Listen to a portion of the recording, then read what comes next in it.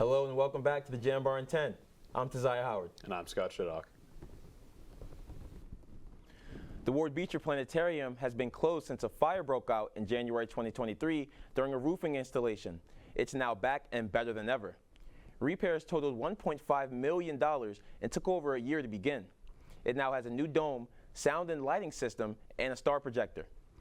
Students started fall astronomy classes back in the planetarium, and the public is invited to its grand opening shows October 4th and 5th.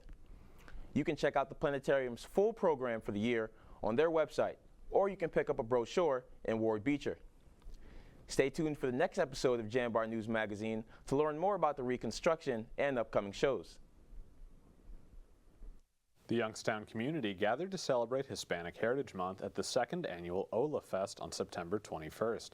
The event is named OLA to stand for Hispanic or Latin America and is meant to celebrate and recognize these cultures. The event began with a parade at noon and continued with a pageant, dancing, and live music. The festival also had food trucks, vendors, bounce houses, and a photo booth. There were about 6,000 attendees according to the OLA Fest Facebook page, which you can visit for more information. Youngstown State University students have a new way to voice their concerns. Share Your Voice is a new option on the SGA website for students to submit complaints. SGA Vice President Sophie Myers shares that the forum is new and students can easily communicate with SGA. To access Share Your Voice, students should visit the SGA website, click on the menu, and then Resources. A little box on our website called Share Your Voice, and basically when you click on it, it leads you to a form that you can fill out where you can either be anonymous, you can share your name, but basically you can share any concern that you have. Bill Johnson officially became YSU's 10th president during a ceremony in Kilcawley Center last Thursday. Reporter Dylan Bigelow has more details on the event. Just a few days ago, many high-profile people were gathered here in Kilcawley to celebrate President Johnson's official installation as YSU's 10th president. The presidential installation, held in a packed Chestnut Room, featured Michael Peterson, Chair of the Board of Trustees, and Charles George, Vice Chair, delivering the oath of office and presenting the presidential medallion to Johnson. I'm humbled, extremely humbled, that you've put your trust and confidence in me. As the ceremony went on, a central theme emerged: leadership. Keynote speaker Philip Breedlove, a retired Air Force 4-star general and former Supreme Allied Commander Europe, spoke extensively about the subject during his 24-minute speech. I think you're lucky. I think you're getting a leader who understands the historical context of leadership in a way that very few do. But I would also tell you that he has the qualities that we've been talking about. During his speech, Johnson also spoke about leadership and what he learned about it from growing up on his grandfather's farm to his time in the Air Force. True leaders have a servant's heart. They understand that the most important thing they can do in their lives, is invest in the lives of others. He talked about what YSU means to the community and what the community means to YSU. You can't break a city built from steel. My friends, in Youngstown, we bend, but we don't break. After all the initial controversy surrounding Johnson's hire, both he and Breedlove ended their speeches with a sentiment everyone could get behind. Go Penguins. Reporting for the Jambar, I'm Dylan Bigelow. Now let's go over to Josh Robison with updates on student life. Thanks, Scott. The annual Fall Fire Fest at Youngstown State University will officially kickstart the homecoming festivities on October 3rd. The event is presented by Penguin Productions and offers fun, music, and a way for students to meet campus organizations. Although the musical lineup has not been announced, the Penguin Productions will add a new element to this year's Fall Fire Fest. The 11th annual event will feature a new element which is different from previous semesters. The Jambar will have more information on the 11th annual Fall Fire Fest next week. The recruitment process for YSU's Panhellenic Council has changed this semester. The Panhellenic Council is comprised of Alpha Xi Delta, Delta Zeta, and Zeta Tau Alpha sororities. In previous years, recruitment caused issues with some students, especially with event scheduling. Sorority Advisor and Associate Director of Student Activities, Carrie Anderson, said more events were added for accessibility.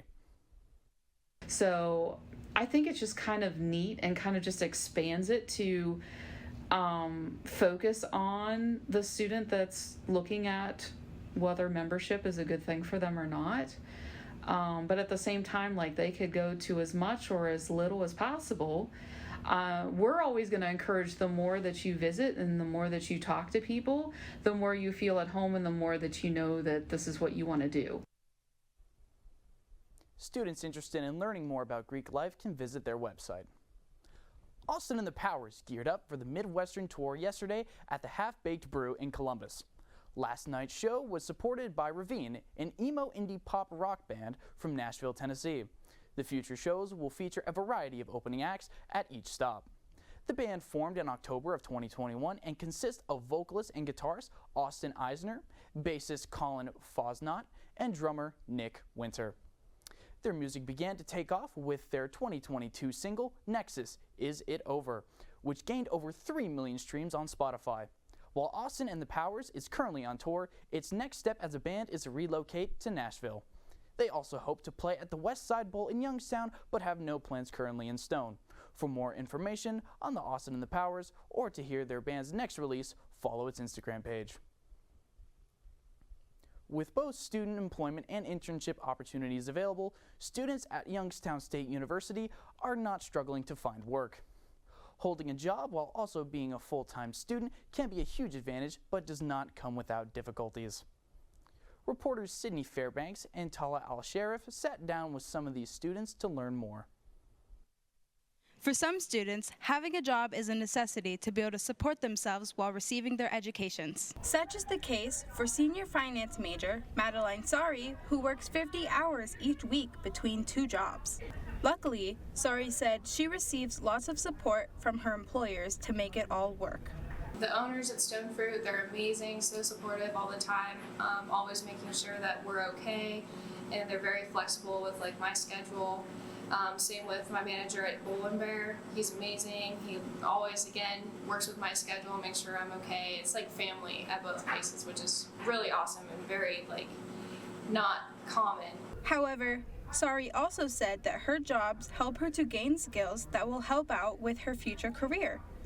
The same can be true for many other student workers, such as Garrett Bailey, a senior marketing major.